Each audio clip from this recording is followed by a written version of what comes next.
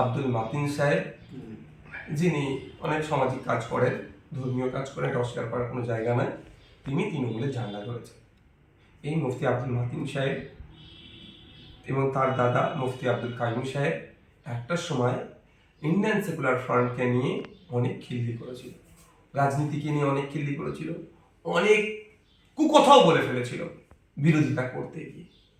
তাহলে কি এখন অনেক ফতোয়া দিয়েছিলেন, তাহলে কি এখন তিনি তার দেওয়া ফতোয়াতে কোন জায়গায় দাঁড়াচ্ছে?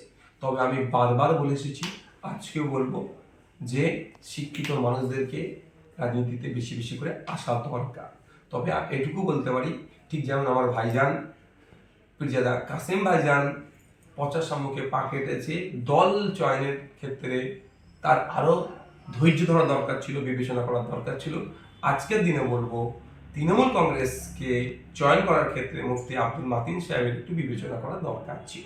কারণ একটা তৃণমূল কংগ্রেস একটা বড় পলিসি হচ্ছে এটা, যা এই আব্দুল মাতিন সাহেবরা দেখুন বিভিন্ন সময় মুসলিম ইস্যুতে তারা প্রতিবাদ করেছেন, কিন্তু লাস্ট বেশ কয়েকটা বছর আমরা অদ্ভুতভাবে লক্ষ্য করছিলাম, হরিয়ানাতে কিছু হলে, গুজরাটে কিছু হলে, অসমে কিছু হলে, ত্রিপুরায় কিছু হলে, উত্তরপ্রদেশে কিছু হলে, মুসলমানদের উপর অত্যাচার হলে এনারা খুব সুন্দর করে প্রতিবাদ করতেন মুসলিম জাতির হয়ে।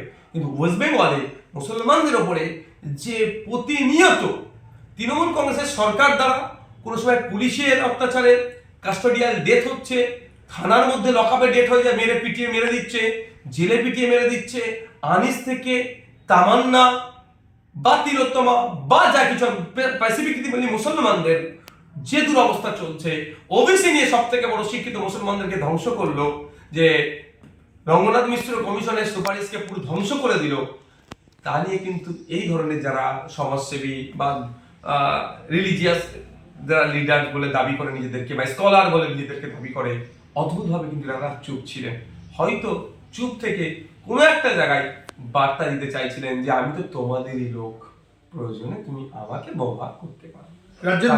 তাহলে আমার এইটুকুই বলবো সাধারণ মানুষের কাছে, যে দেখুন যে সংবিধানে মানুষের কন্টেস্ট করার পূর্ণ স্বাধীনতা আছে, যে যেখান থেকে ইচ্ছা কন্টেস্ট করুক, শুধু এতটুকুই বলবো মানুষ চেনার চেষ্টা করুন।